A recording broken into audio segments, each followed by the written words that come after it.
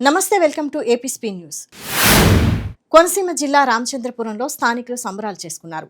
బీసీల రాజకీయ సాధికారతకు మరింత బలాన్ని చేకూరుస్తూ గ్రామీణ స్థానిక సంస్థల ఎన్నికల్లో 34%, పట్టణ స్థానిక సంస్థల ఎన్నికల్లో 33.33% రిజర్వేషన్లు కల్పించేందుకు కూటమి ప్రభుత్వానికి ధన్యవాదాలు తెలిపారు.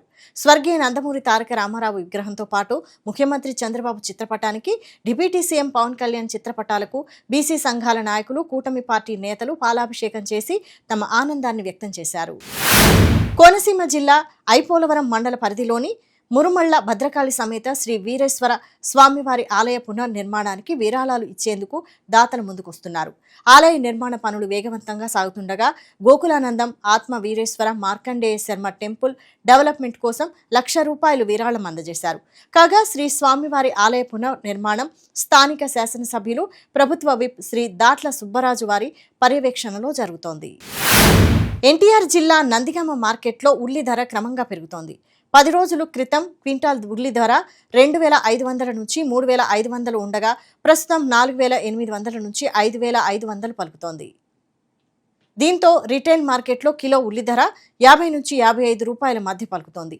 5 రోజుల క్రితం ₹42గా ఉన్న కిలో ఉల్లి ధర ఈ నెల 20న ₹45కు చేరింది. ప్రస్తుతం నందిగామ రైతు బజార్లో కిలో ఉల్లి ₹47కు చేరింది.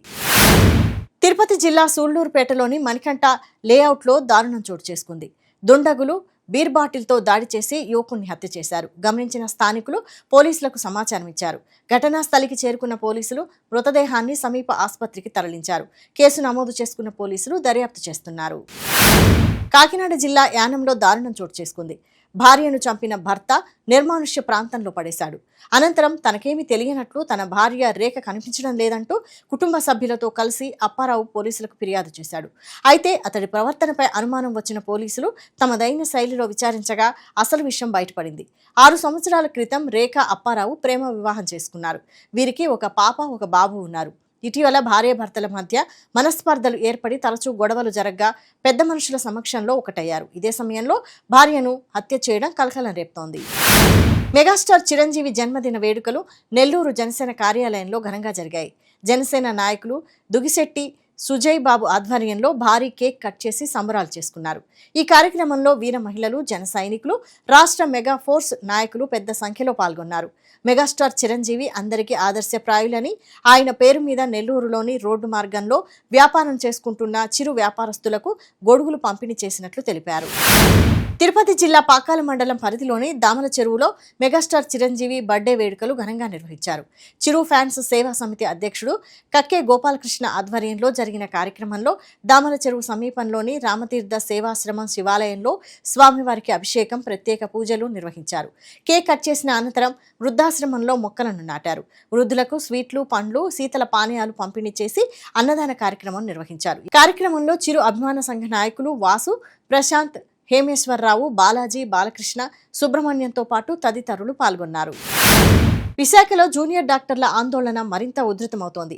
తమ డిమాండ్ల పరిష్కారం కోసం గత 13 రోజులుగా జీవీఎంసీ గాంధీ విగ్రహం వద్ద జూనియర్ డాక్టర్లు చేపడుతున్న వైద్యులు నేడు కళ్లకు నల్ల గంతలు కట్టుకుని తమ నిరసన వ్యక్తం చేశారు. తమ సమస్యలు ప్రభుత్వానికి కనిపించడం లేదా అని ప్రశ్నించారు. తమ డిమాండ్లు పాలకుల కంటికి కనిపించడం లేదా అని ఫైర్ అయ్యారు. స్టైఫండ్ పెంపుతో పాటు తమకు సంబంధించిన పలు డిమాండ్లను ప్రభుత్వం వెంటనే పరిష్కరించాలని జూనియర్ డాక్టర్లు డిమాండ్ చేశారు. విశాఖలోని వాడలరేవు నుంచి సముద్రంలోకి వెళ్లి గల్లంతైన 7 మత్స్యకారుల కోసం గాలింపు చర్యలను విస్తృతం చేయాలని east Coast mechanised shipping owners association అధ్యక్షుడు వాసుపల్లి జానకిరామ్ డిమాండ్ చేశారు. ఫైబర్ బోట్ కావడంతో సముద్ర ప్రవాహాల ప్రభావంతో మరింత దూరం కొట్టుకుపోయే అవకాశం ఉందని, ఆచూకీ లభించే వరకు గాలింపు కొనసాగించాలని కోరారు. మత్స్యకారుల భద్రత విషయంలో మత్స్యశాఖ వైఫల్యాలపై చర్యలు తీసుకోవాలని డిమాండ్ చేశారు. మన్యం జిల్లాలో ఏళ్ల తరబడి టిడ్కో ఇళ్ల కోసం ఎదురు చూస్తున్న లబ్ధిదారులకు కూటమి ప్రభుత్వం ఊరట కల్పించింది. లబ్ధిదారులు గతంలో చెల్లించిన డిపాజిట్ మొత్తాలను తిరిగి చెల్లించే ప్రక్రియకు ప్రభుత్వం శ్రీకారం చుట్టింది.